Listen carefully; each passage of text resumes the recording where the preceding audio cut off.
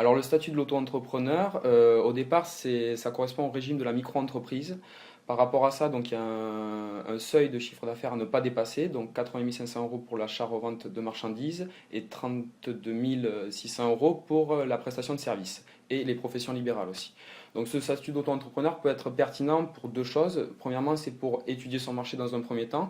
Donc c'est-à-dire que les personnes qui ne sont pas sûres dans un premier temps de leur marché, qui s'implantent dans un nouveau marché peut-être, ça peut leur servir justement à tester ce marché, dans le sens où l'auto-entrepreneur, s'il ne réalise pas de chiffre d'affaires, ne paie pas de cotisation sociale et ne paie pas aussi au niveau fiscal. Donc ça, c'est le premier avantage. Donc c'est vrai que à ce niveau-là, ça peut être intéressant pour un certain nombre de projets.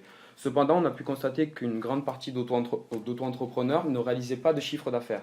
Donc ce qui prouve bien qu'il y a un problème d'adéquation entre la structure juridique choisie et l'activité en elle-même.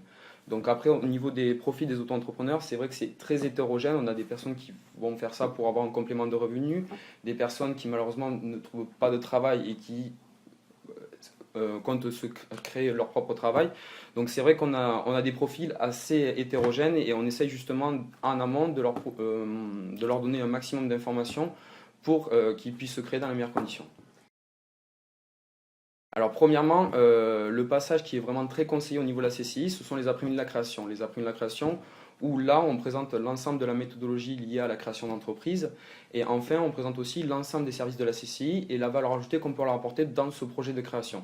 Ça, c'est la première chose. La deuxième chose, c'est l'offre de services spécialement spécifique pour les auto-entrepreneurs, où là, on focalise vraiment sur le statut de l'auto-entrepreneur. Donc, on considère que tout le travail en amont a été déjà réalisé et que l'auto-entrepreneur est en train de choisir cette structure juridique. Mais par rapport à ça, il faut bien qu'on sache si c'est en adéquation par rapport à son projet.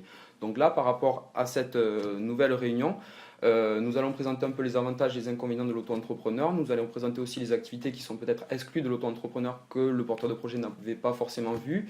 Et donc que ce soit au niveau fiscal, au niveau social.